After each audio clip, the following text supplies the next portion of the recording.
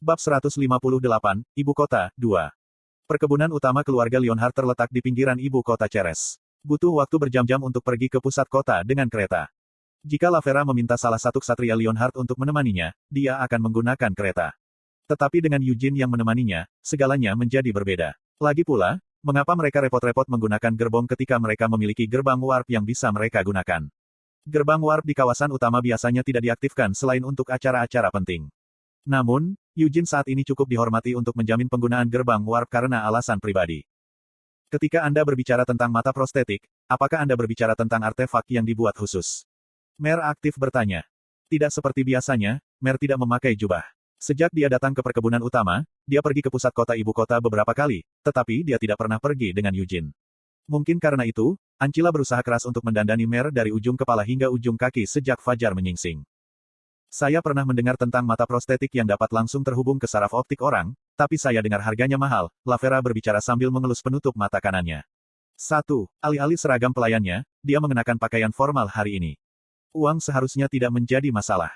Anda harus membelinya jika Anda membutuhkannya. Akan tidak nyaman hidup tanpa mata, kata Eugene belak-belakan. Sebagai pembantu magang, aku menerima gaji lebih dari yang seharusnya, tapi... Tentu saja, kamu tidak mampu membelinya dengan gajimu. Tidak bisakah aku membelinya untukmu? Eugene memiringkan kepalanya seolah mengatakan sesuatu yang jelas. Saya menghargai sikap Anda, tapi saya baik-baik saja, Pak. Kamu tidak perlu menolak. Saya tidak bisa menggunakan mata prostetik seperti itu, jelas Lavera, mengangkat penutup matanya sedikit, dan memperlihatkan bekas luka bakar di sekitar matanya. Bagian dalam mata saya disengat besi panas, jadi saya tidak akan pernah bisa melihat dengan mata kiri saya, tidak peduli seberapa mahal mata prostetik yang saya gunakan. Mer gemetar setelah dia melihat luka Lavera di dalam penutup matanya. Petik 2. Lalu, bukankah akan terlihat bagus jika kamu menggunakan mata prostetik yang terbuat dari permata? Bukankah lebih baik jika kamu tidak mengatakan apa-apa? Eugene menyarankan. Mer membantah, saya memperhatikan Nona Lavera dengan cara saya sendiri. Apakah kamu mempertimbangkan ketika kamu menyarankan elf bermata satu untuk memasang permata di matanya? Aku putus asa atas kurangnya kemanusiaanmu untuk memanggil elf bermata satu sebagai elf bermata satu, Sir Eugene. Aku tidak mengatakan sesuatu yang salah.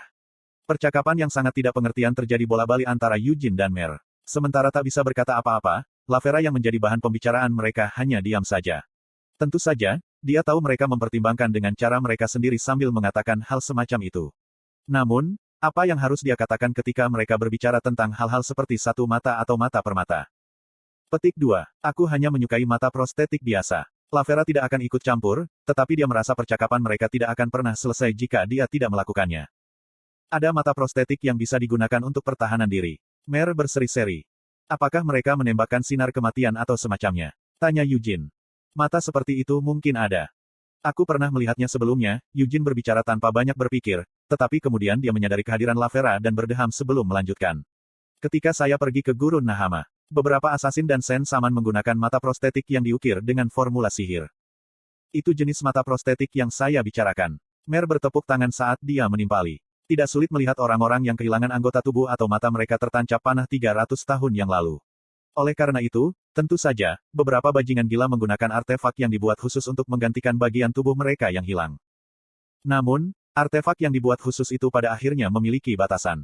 Tidak peduli berapa banyak kecerdikan dan upaya terbaik yang digunakan oleh pengrajin, alkemis, dan penyihir berbakat dalam mencoba membuat mata prostetik dengan mineral ajaib yang langka, mata prostetik yang dibuat secara artifisial pada akhirnya jauh lebih rendah daripada mata iblis. Tentu saja, mata iblis juga sangat langka. Mereka hanya dapat ditemukan di antara orang-orang iblis, tetapi tidak semua orang iblis memilikinya. Hanya beberapa orang iblis berpangkat tinggi yang memiliki mata iblis dengan kemampuan konyol. Mata iblis itu adalah simbol kekuatan di dalam darah murni iblis. Itu adalah warisan yang diwariskan dan secara konsisten dikembangkan dari generasi ke generasi di dalam keluarga iblis berdarah murni.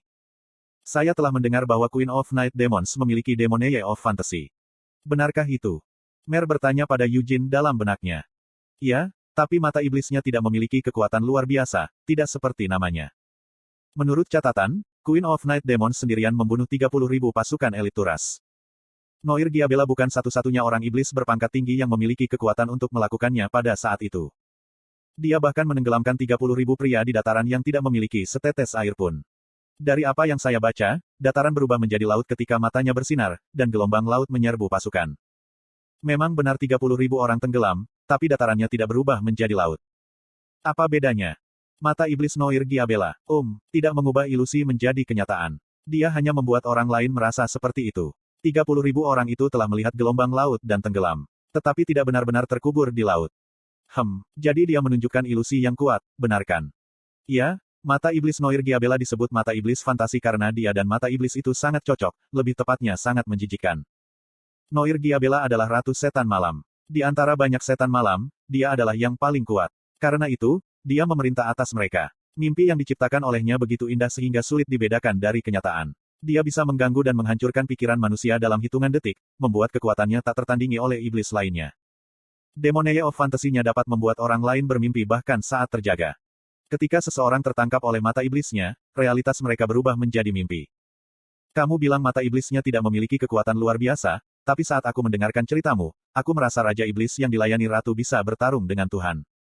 Ku beritahu, bukan seperti itu. Dia bisa menghancurkan pantatnya, tetapi pada akhirnya, yang dia lakukan hanyalah membuat ilusi, bukan mengubah kenyataan. Jika Anda terus menguasai diri sendiri, dia tidak bisa menipu Anda. Sejujurnya, saya mengalami lebih banyak kesulitan berurusan dengan Demoniae of Divine Glory Gavit Linman dan Demoniae of Darkness Iris, daripada Demoniae of Fantasy Noir Giabella. Noir Giabella telah memberikan begitu banyak masalah kepada para pahlawan di Helmut, tetapi tidak ada seorang pun di pesta Eugene yang pingsan atau menjadi gila. Bukankah itu berarti kamu yang terbaik pada akhirnya? Saya bukan satu-satunya yang terbaik. Anise telah mempertahankan penghalang sucinya, dan Sienna telah memblokir segala jenis gangguan mental sepanjang waktu. Itu sebabnya kami tidak tertipu. Lady Sienna memang yang terbaik. Mer malu-malu tersenyum sambil mengangguk. Sementara mereka berbicara dengan pikiran mereka, Lavera secara alami menjadi terasing, tetapi dia tidak terlalu keberatan dan hanya fokus pada berjalan. Dia pasti terbiasa diasingkan. Ibu kota Kekaisaran Kiel, Ceres, adalah kota terindah yang pernah dikunjungi Lavera. Kota ini dikelola dengan baik, jalan diaspal dengan mulus, pejalan kaki menggunakan jalan yang berbeda dari gerbong, penjaga dikerahkan setiap beberapa blok, dan orang-orang di jalan mengenakan pakaian bagus dan sangat santai. Itu adalah pemandangan sehari-hari di tempat ini. Lavera dan Eugene sedang berjalan di area tengah Ceres. Bahkan jika rakyat jelata bekerja sepanjang hidup mereka, mereka tidak akan pernah bisa memiliki kamar kecil sekalipun di area ini. Lavera pernah tinggal di Nahama di masa lalu. Pemiliknya adalah seorang pedagang yang mengumpulkan kekayaan melalui perdagangan. Namun, pemiliknya tidak menjalani kehidupan yang benar secara moral. Karena lingkungannya yang keras, kesenjangan antara yang kaya dan yang miskin terungkap secara terang-terangan di Nahama. Pemiliknya menikmati berbagai kesenangan di mansionnya yang besar, tetapi di luar mansionnya, banyak rumah tua bahkan tidak bisa melindungi orang dari dinginnya malam gurun. Pemiliknya terkadang memasang tali di Lavera dan berjalan-jalan di sekitar kota. Itu adalah peristiwa biasa di Nahama. Para bangsawan dan pedagang kaya di Nahama sering memamerkan hewan peliharaan mereka yang langka. Dan Lavera adalah yang paling langka di antara mereka semua, peri. Dia adalah hewan peliharaan yang hebat yang membuat pemiliknya membusungkan dadanya dengan bangga. Saat kontes pemilik berlangsung, orang-orang miskin berbicara dengan berbisik dan memandang Lavera dengan niat jahat bercampur dengan kecemburuan, permusuhan, dan keserakahan. Dia sudah terbiasa dengan orang-orang yang memandangnya seperti itu. Ketika pemiliknya yang nakal dan nakal bosan saat berjalan-jalan, dia diam-diam melepaskan tali Lavera dan membuatnya berjalan sendiri. Setiap kali dia melakukan itu, Lavera berjalan, melihat sekeliling dengan hati-hati, membungkukkan bahunya sebanyak yang dia bisa.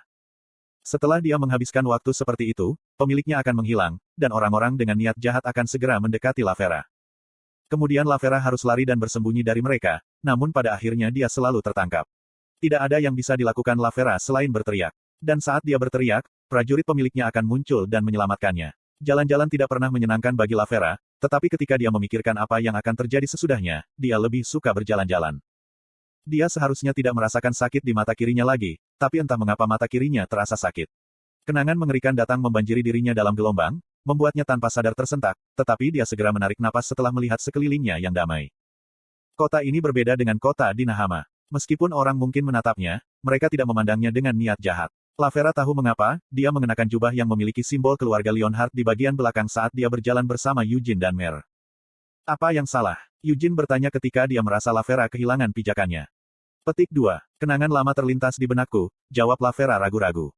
Aku cukup yakin itu bukan ingatan yang bagus. Jangan buang waktumu memikirkan masa lalu. Pikirkan tentang makan siang yang akan kita makan sebagai gantinya. Eugene melihat keluar jendela.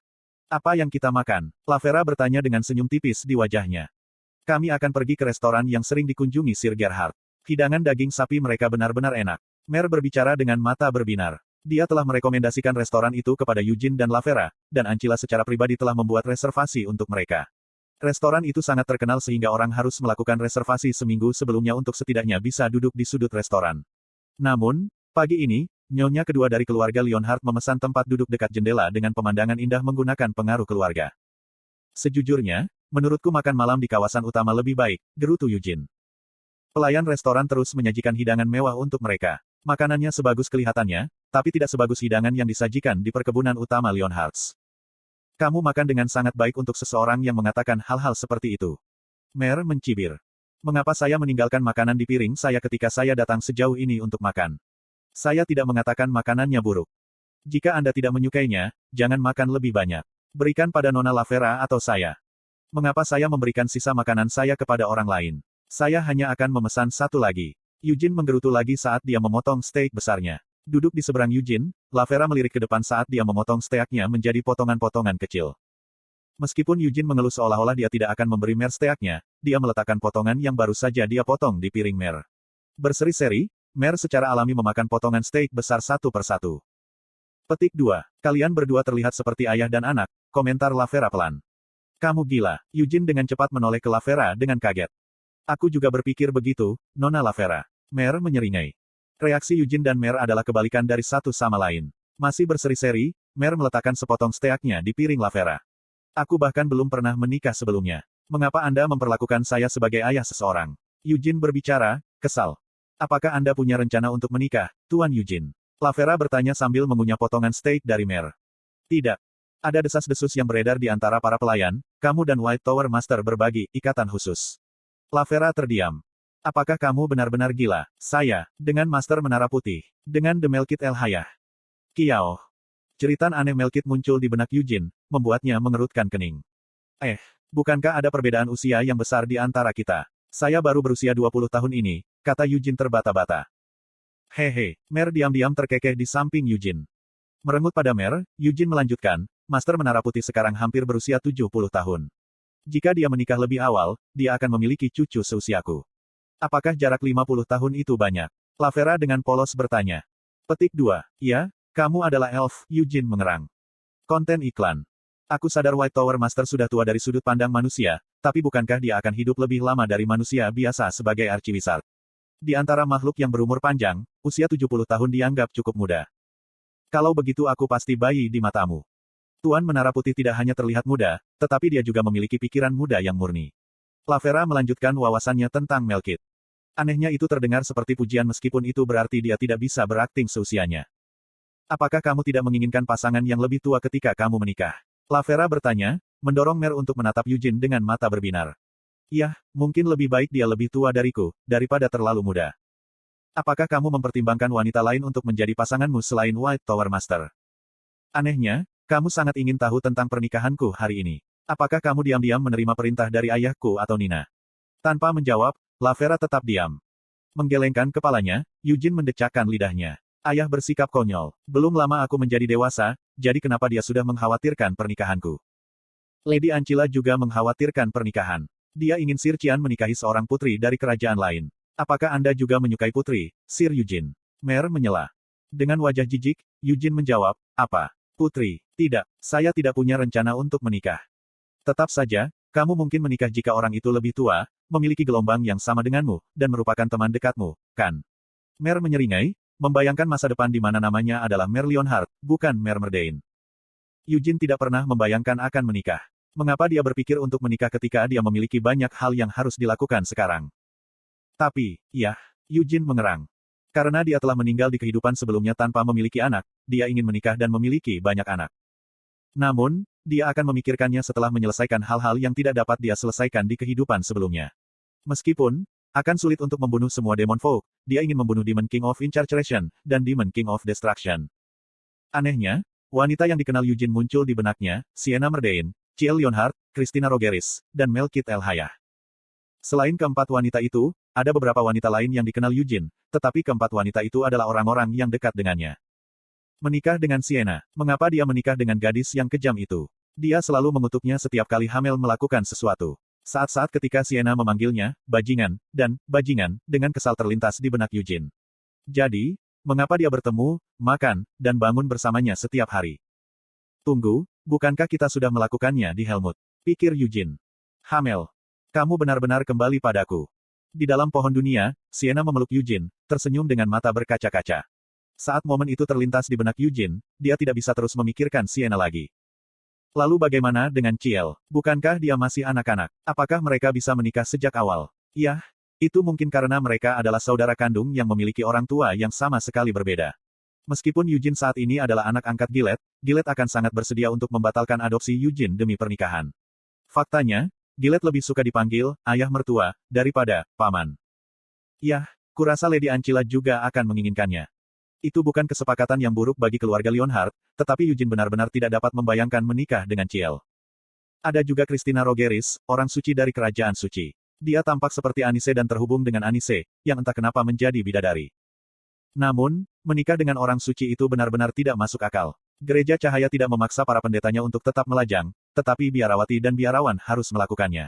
Pembatasan juga berlaku untuk orang suci. Eugene benar-benar tidak bisa membayangkan Christina sebagai istrinya, dan Christina juga harus setengah gila untuk menikah dengan Eugene. Terlepas dari semua itu, Christina harus meninggalkan Gereja Cahaya jika Eugene dan Christina akan menikah. Setelah itu, segalanya akan menjadi sangat menyusahkan dan rumit. Eugene telah bertemu dengan Inquisitor di Black Lion Castle, tetapi mereka egois, merasa benar sendiri, dan tahu segalanya. Mereka pasti akan memburu Christina setelah dia meninggalkan gereja, menyebutnya sesat dan jatuh. Nyonya Melkit adalah Kiyah. Kiyah. Eugene berhenti berpikir. Selain itu, apa gunanya membayangkan semua ini? Itu tidak seperti hal seperti itu terjadi dalam kenyataan. Saya telah meminta toko di Alcott Street untuk membuat mata prostetik saya. Jalannya ada di sebelah barat Ceres. Lavera dengan tenang menjelaskan, menarik Eugene kembali ke dunia nyata. Jalan itu dekat dengan istana tetapi jauh dari distrik pusat tempat tinggal semua orang kaya. Tetap saja, gerbang warp internasional terletak di dekatnya, menjadikannya jalan yang sibuk bagi banyak turis yang mengunjungi Kekaisaran Kill. Jalan ini juga merupakan rumah bagi para petualang dan serikat tentara bayaran. Karena mereka harus sering bepergian untuk melakukan misi, seperti membunuh monster dan bertualang di ruang bawah tanah, akan lebih mudah untuk memiliki gerbang warp internasional di dekatnya.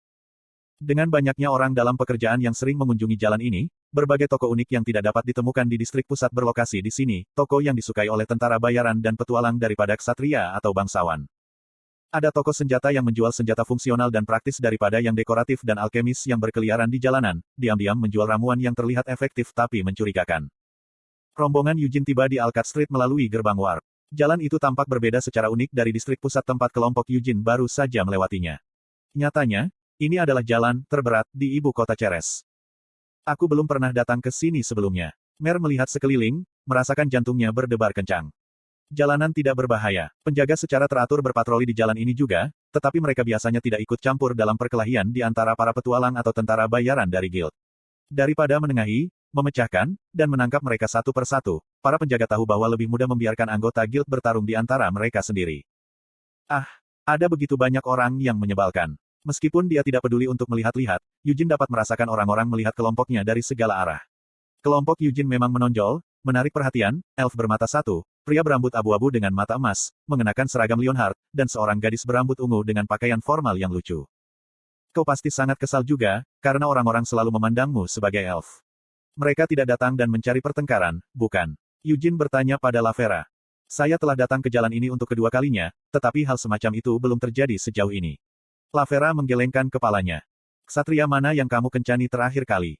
Sir Nain dari White Lion Knights menjagaku. Hal seperti ini tidak terjadi terakhir kali karena pria itu bertubuh besar dan terlihat mengintimidasi. Memang benar bahwa orang-orang di jalan ini berperang, tetapi mereka tidak akan menganggap enteng Lionhearts dan mendekat. Lavera berhenti berbicara saat dia menoleh. Seorang pria berbintik-bintik dengan rambut lebat diam-diam mendekati kelompok mereka, tersenyum seperti budak. Apakah Anda Sir Eugene Lionheart? Pria itu bertanya. Dia sendirian. Karena Eugene hanya menatapnya tanpa berkata apa-apa, pria itu berdeham sambil melanjutkan, namaku Tepir. Saya bekerja sebagai reporter di Scarlet Newspaper. Koran apa itu? Eugene bertanya pada Mer. Itu adalah surat kabar menyebalkan yang menerbitkan gosip tabloid yang dilebih-lebihkan. Tepir mengerang. Ini lebih seperti penerbit novel fiksi daripada penerbit surat kabar. Apa artikel yang saya baca? Oh, benar. Pembunuh berantai misterius berkeliaran di ibu kota saat fajar. Tapi ternyata dia anak haram Marquess X. Scarlet melakukan wawancara eksklusif dengannya. Itu mencoret-coret hal semacam ini, Mer berbicara. Apakah ada pembunuh berantai yang berkeliaran di sekitar ibu kota saat fajar? Eugene memiringkan kepalanya dengan bingung. Tidak, tidak ada. Lihat, aku sudah bilang. Ini menerbitkan novel fiksi, bukan koran. Kritik Mer membuat Tepir mengernyit. Mempertahankan ketenangannya dengan susah payah, Tepir bertanya. Bisakah Anda memberi saya waktu Anda sebentar? Saya tidak melakukan wawancara, jawab Eugene singkat. Tolong, ini tidak akan lama. Saya mendengar bahwa keluarga Leonhardt baru-baru ini mengalami masalah yang memalukan dan memalukan. Kau punya nyali. Apakah Anda mengatakan bahwa meskipun Anda tahu nama belakang saya adalah Leonhardt? Mendengus, Eugene melambaikan tangannya. Jangan omong kosong dan tersesat. Anda dapat terus bermain-main jika Anda ingin menulis artikel Anda dengan pena di mulut Anda selama sisa hidup Anda. Seolah-olah dia tidak mengharapkan seorang bangsawan muda dari keluarga bergengsi untuk mengatakan hal seperti itu, Tepir berkedip, tidak bisa berkata apa-apa. Pergilah, kata Eugene kepada Tepir 2 kali. Tepir ragu-ragu, tapi dia tetap diam. Mengklik lidahnya, Eugene menjentikkan jarinya ke arah Tepir. Pop! Hanya dengan satu jari, Eugene memukul bagian tengah dahi Tepir. Menjerit, Tepir ambruk di lantai. Beberapa orang tidak mendengarkan. Omong-omong, Anda bisa menulis ini sebagai artikel Anda. Eugene Leonhardt dari keluarga utama Leonhardt adalah bajingan dan kejam seperti anjing gila. Jika orang-orang bercinta di sekitarku, mereka mungkin akan ditendang. Anda mengerti, kan? Ancila baru-baru ini sangat ingin menindas surat kabar, jadi jika Tepir benar-benar menerbitkan artikel seperti itu, dia benar-benar akan merobek koran Skart dan menjadi contoh bagi surat kabar lain. Apakah kamu sudah memastikan kamu tidak akan menerima tawaran pernikahan? Mer menyeringai. Diam. Aku benar, bukan. Anda mengiklankan bahwa Anda memiliki masalah serius dengan kepribadian Anda, jadi wanita dan putri bangsawan lainnya tidak akan meminta Anda untuk menikah dengan mereka, bukan? Kepribadian saya baik-baik saja. Tentu saja, saya bertindak kasar kepada bajingan kasar. Agar kata-kata yang bagus muncul, kata-kata yang bagus harus diucapkan. 2. Jika Lady Sienna mengucapkan kata-kata manis kepadamu, apakah kamu akan mengucapkan kata-kata manis kembali kepada Lady Sienna? Mer bertanya dalam benaknya. Gadis itu, dia tidak pernah mengatakan kata-kata yang baik. Aku mengenalmu, Hamel. Meskipun reinkarnasimu mengubah tubuhmu, mengganti wajahmu, dan bahkan memberimu nama baru. Kau masih Hamel yang sama yang selalu kukenal. Mengapa kamu berhenti bicara? Panas hari ini, gerutu Eugene, melewati Tepir yang masih pingsan di jalan. Angin musim semi menyapu rambut Eugene. Angin sepoi-sepoi masih terasa dingin karena musim dingin belum berakhir. 1. Ro memilikinya sebagai penutup mata kirinya, tetapi karena sebelumnya dinyatakan di C103 bahwa Lavera kehilangan mata kanannya, kami yakin ini salah ketik.